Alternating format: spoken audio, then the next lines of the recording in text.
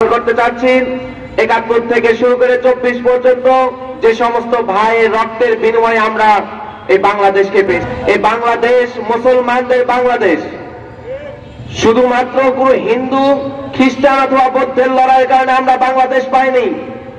ফয়েজে আন্দোলন, তিতুমিরের বাঁশের কেল্লা, ৭১ কিংবা ৫২ ভাষা আন্দোলন, ২৪-এর যে কোনো আন্দোলন আমরা মুসলমানদের অবদান ছিল 100-এ 100।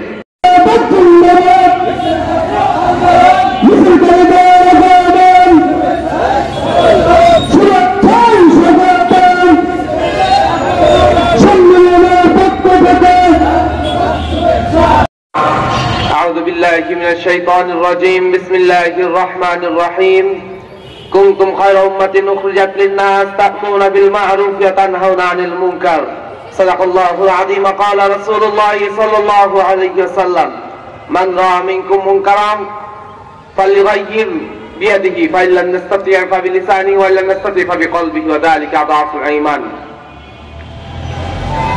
ইনসাফ ভিত্তিক কল্যাণ রাষ্ট্র, ইসলাম ভিত্তিক কল্যাণ রাষ্ট্র প্রতিষ্ঠা, বৈষম্য মুক্ত বাংলাদেশ বিনির্মাণে ইসলামী একমাত্র পন্থা। এই প্রতিবাদকে সামনে রেখে চলছে ইসলামী ছাত্র আন্দোলন বাংলাদেশ বগুড়া জেলা শাখার জেলা সম্মেলন। জেলা সম্মেলনের শুরুতেই আমি স্মরণ করতে চাচ্ছি ৭১ থেকে শুরু করে ২৪ পর্যন্ত যে সমস্ত ভাইয়ের রক্তের বিনিময়ে আমরা এই বাংলাদেশকে পেয়েছি, সেই সমস্ত ভাইয়ের ভূমিকা ছাড়াই অল্প সময় আমি একটা কথা বলতে চাই। এই বাংলাদেশ মুসলমানদের বাংলাদেশ, শুধুমাত্র কোনো হিন্দু খ্রিস্টান অথবা বৌদ্ধের লড়াইয়ের কারণে আমরা বাংলাদেশ পাইনি। ফয়েজে আন্দোলন, তিতুমিরের বাঁশের কেল্লা, ৭১ কিংবা ৫২ ভাষা আন্দোলন, ২৪-এর যে কোনো আন্দোলন আমরা মুসলমানদের অবদান ছিল 100-এ 100।